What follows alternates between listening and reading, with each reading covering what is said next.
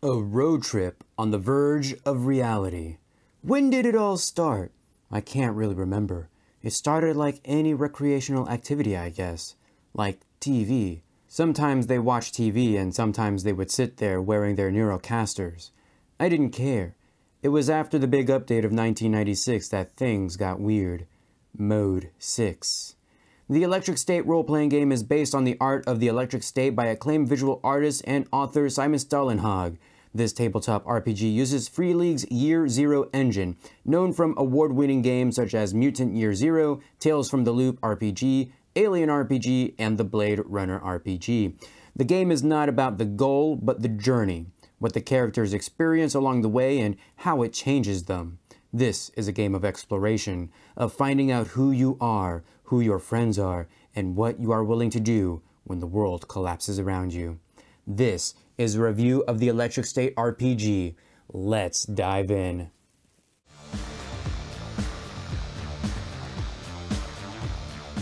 So here we have the Electric State role-playing game by Free League Publishing, copyright 2024, with Simon Stålenhag, with all of the artwork and most of the ideas within. The introduction for this book follows a very simple layout as what's been done in previous Free League books. You get a simple overview of the game's lore and what you'll need to play the game. It's really just a taste of what to expect, and it even comes with the strangely obligatory "what is a role-playing game" blurb. Character creation in the Electric State is easy in its complexity. You're really choosing an archetype or a class for your character. Most of everything else that can be rolled or chosen is on the archetype page. The steps for creating a traveler include choosing your archetype. You're going to roll for attributes and distribute the scores, which is actually different than previous Free League books where you're giving an array and you just put the numbers where you want them. Although there is that here as well, you can just get a standard array and put them wherever you want. You're going to calculate your starting health and hope scores, then you'll roll and choose your starting talent. But if your total attribute score is 15 or lower, you can roll or choose an additional talent. Then you're going to roll or choose your dream, your flaw, your favorite 90s song. Then you're going to describe your traveler along with their name. Next, you're going to roll or choose your Neurocaster model, which is pretty much hacking in this universe. You're going to roll or choose a personal item and your starting cash. The last 4 steps are really what you're going to do with the GM or with the rest of your gaming group. So you're going to let the GM present your journey or plan it together with your group. You're going to note down your destination and your personal goal and threat. You're going to determine your vehicle and any shared items in it. And then you're going to present yourself to the group and set tension levels with the other travelers. In terms of the archetypes themselves, you're going to have things like the artist, a criminal, a devotee, doctor, drone pilot, which is probably one of the more interesting options, an investigator, the outsider, runaway kid, scientist, and the veteran. And really what sets these archetypes apart, aside from their key attribute, is going to be what they offer in terms of starting talents. But again, you can really just choose a talent from the list for your character, your dream, your flaw, and that's pretty much it. That's really where it differentiates itself. It's more about what you want to roleplay as before getting into the mechanics of that archetype. In the same chapter as character creation, you'll find the basic rules for rolling dice. There are 4 different attributes which define your characters. We have strength, which is a measure of how tough you are. It is the ability to take and deliver a beating. It determines things like how long you can go without food or rest and how easily you pry open a blocked door. Agility is a measure of your coordination and motor skills. For example, when you sneak away from something dangerous, you're using agility. When you try to balance on a rooftop or when you shoot a gun, agility is the trait you use. Wit is your intellectual capacity and awareness. It also reflects your prior education. Wit gives a sense of how your character understands the world and how deep that knowledge goes. Empathy represents your ability to understand other people and to persuade, charm, or trick them. The world, if you look around, seems to lack empathy. But empathy is worthy. It matters. It's all that separates us from being no more than a drone ourselves. Missing in this game are the skills, which have become standard in previous Free League games. Instead, you'll be using your attributes and whatever talents that boost those attributes for dice rolls. And Just to kind of bring it a little bit further, talents are very situational. For example, athlete, you get +2 dice to agility rolls for jumping, climbing, running, and similar actions. Something like scout gives +2 dice to wits rolls for spotting approaching threats, while sleuth gives +2 dice to wits rolls for searching an area for clues. So the same attribute, but different situations that you would use that +2 bonus. Sometimes gear will add additional dice. For example, weapons, if you're attacking somebody, will add a bonus to the dice that you roll. So once you've gathered all your dice, you're going to roll them all. If you roll at least a 6 on a die, you succeed. Extra successes amount to extra things like damage or doing it quietly or impressively or impressing others and things like that. Let's say that you didn't succeed on a skill check. You can actually push the roll, and this is another thing that's standard among free league games. This means that you take any dice that did not show a 1 or a 6 and you roll them again. For each one rolled after the push, your current hope score is reduced by 1. If you pushed a roll that involved gear dice and you rolled a 1 on it, the bonus on the gear is reduced by 1 instead of your hope. Sometimes you'll be rolling against an opponent in an opposed roll. It will usually be an attribute versus attribute roll, with whoever getting the most successes winning. Only the person who initiated opposed rolls can push the roll. If you are in an opposed roll with another character, you both get a bonus equal to the tension rating between each other. Sometimes the going gets tough and it's time to fight. Initiative in combat is easy. Whoever started the fight acts first and anyone on their side acts afterwards. If it's unclear who started the fight, have one character on each side roll a d6 and add wits. Whichever side has the highest number gets to go first. When it's your turn, you get 1 move and 1 action, or 2 moves instead. Some sample actions include attacking in close combat or ranged attacks, reloading a firearm, taking cover. You can rally an incapacitated fighter, you can interact with an item, or you can pick up an item from the ground. In some cases, you can react to the actions of an enemy fighter, performing an immediate action. If you do, you forfeit your next upcoming turn, both the action and the move. If you already had your turn in the current round, you lose your next turn in the next round instead. Close combat is any attack at engaged range, no matter what weapon is used, if any. Roll for strength to hit. Weapons give bonus gear dice to roll. Before dice are rolled, the target must choose to either take the hit or fight back. So if you take the hit, that's if the attack succeeds, it inflicts the weapon's base damage on the target, +1 for every additional success rolled. When you fight back, this is the reaction that turns the attack into an opposed roll. It cannot be chosen by an incapacitated or unaware target, and only the attacker can push the roll. If the attacker rolls more successes than the target suffers the weapon's base damage +1 damage for every success beyond what was needed to win the roll.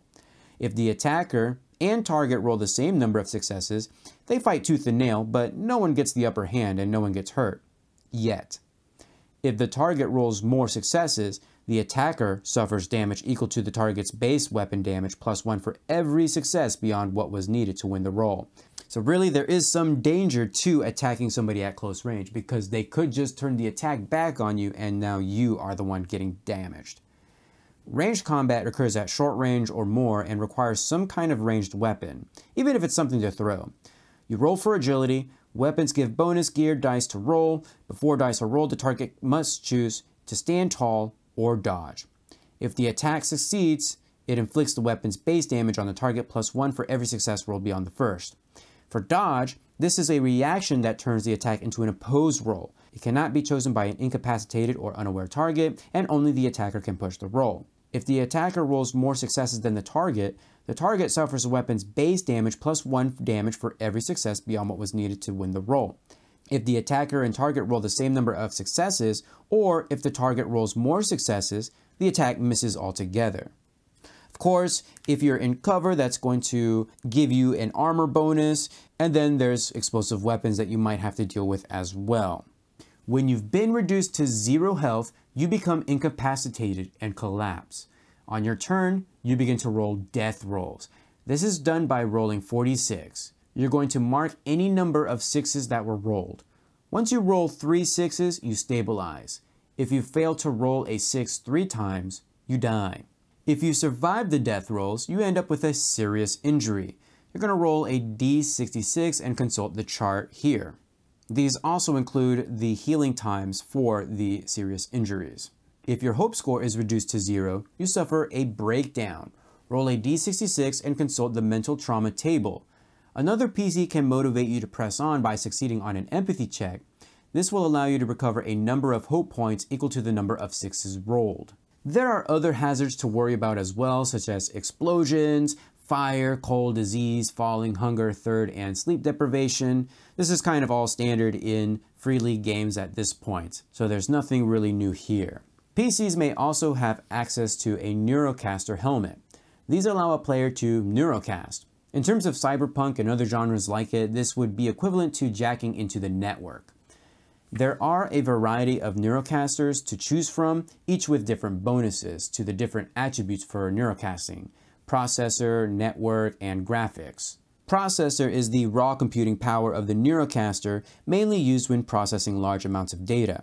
Network is the neurocaster's ability to connect with other systems linked to the same neuroscape and manipulate them, and graphics is the ability of the neurocaster to present the neuroscape to the user and the user itself in lifelike and enthralling detail to other avatars. A neurocaster also allows you to hack into a variety of systems, each with their own difficulty or number of successes that you need to get in order to succeed. So we can hack into things like a security system, consumer drone or robot, advanced security system, police drone, local neuroscape, military grade security system or military drone or global neuroscape. You better have some good skills in order to do those. You can take control of the system. That's going to add +1 difficulty, or you can extend the time period to a shift. That's also going to add a +1 to the difficulty. Some things that you can get from a neuroscape is things like city maps or blueprints, common knowledge about a person or a location. You can get some security information about a building or sensitive information about an individual, or even classified military information. Something else that you're going to have to worry about when you neuroscape is accumulating bliss.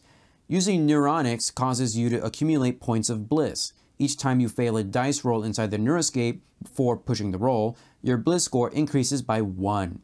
Pushing the roll carries further risk as it can reduce your current hope. Specific experiences inside a neuroscape can also give you bliss. The GM indicates the amount of potential bliss points inflicted. You then make a wits roll. Each success rolled reduces the amount of bliss from the experience by 1. If your bliss score ever equals or exceeds your current hope,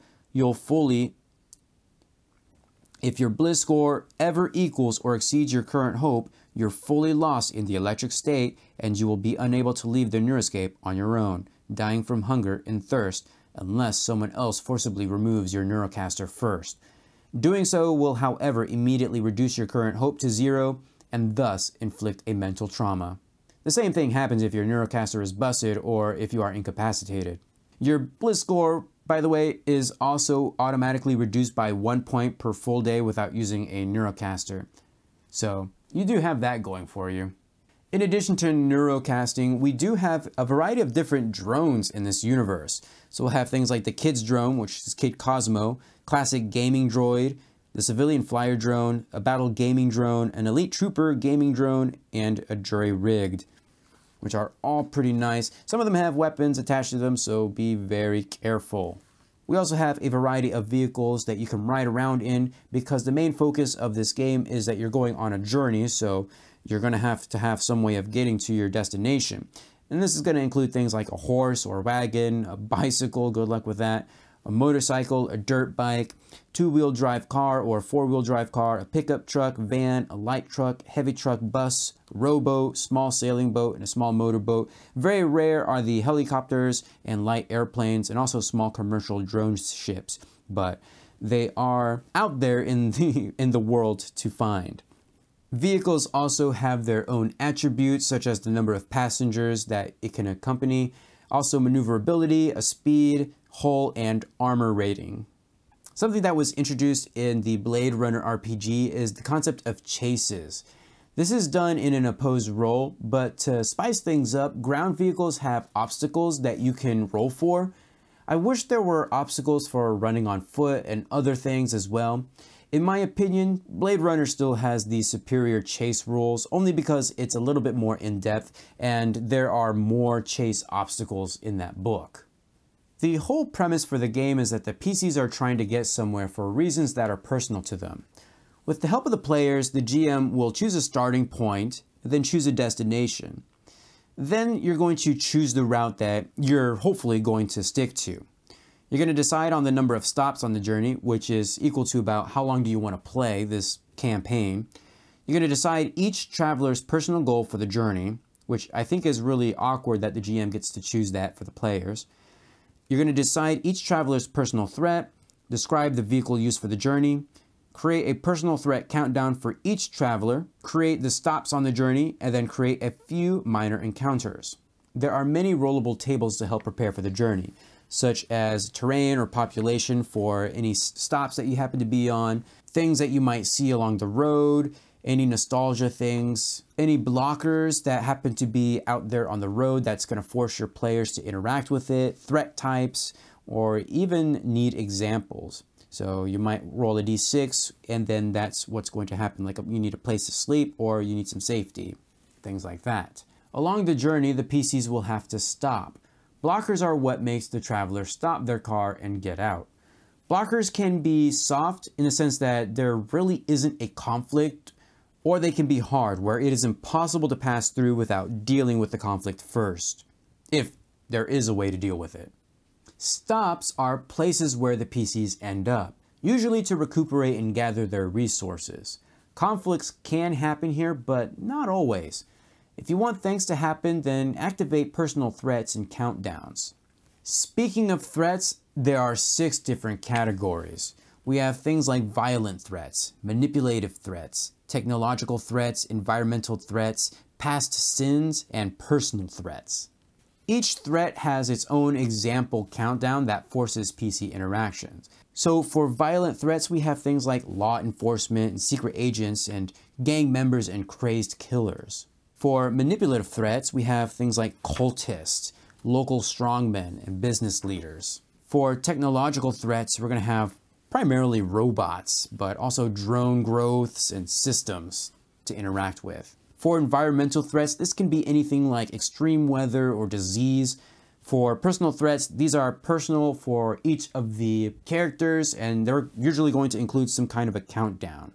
There is a quick little table for NPC quirks. So when you first meet an NPC, you can roll on this table just to kind of give some flavor out there.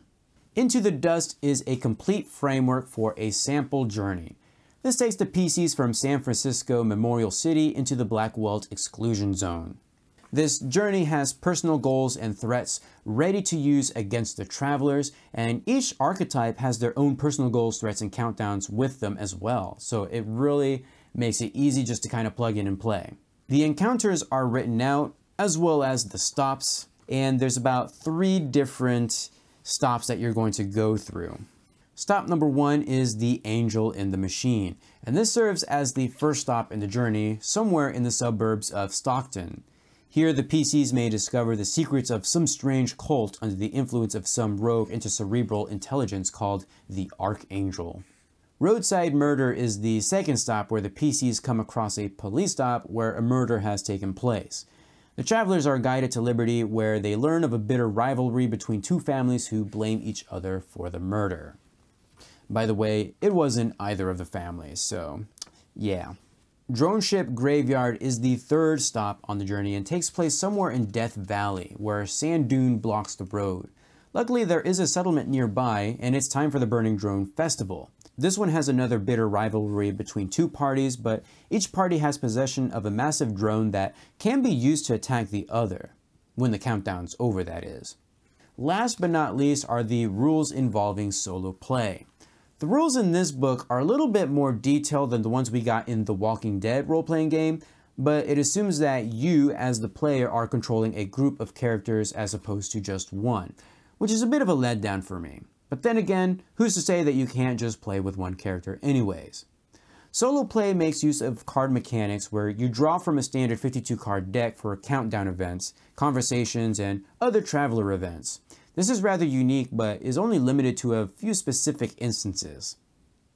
Overall, solo play is just a short and simple exercise to keep you invested when you may not have other players to play with. It's not a substitution or an in-depth solo game like you might get with the Ironsworn series. But hey, it's there if you want it. Like with many of Free League's books, the presentation and layout is very strong, and this is mostly because of Simon Stallinghaug's artwork throughout the book.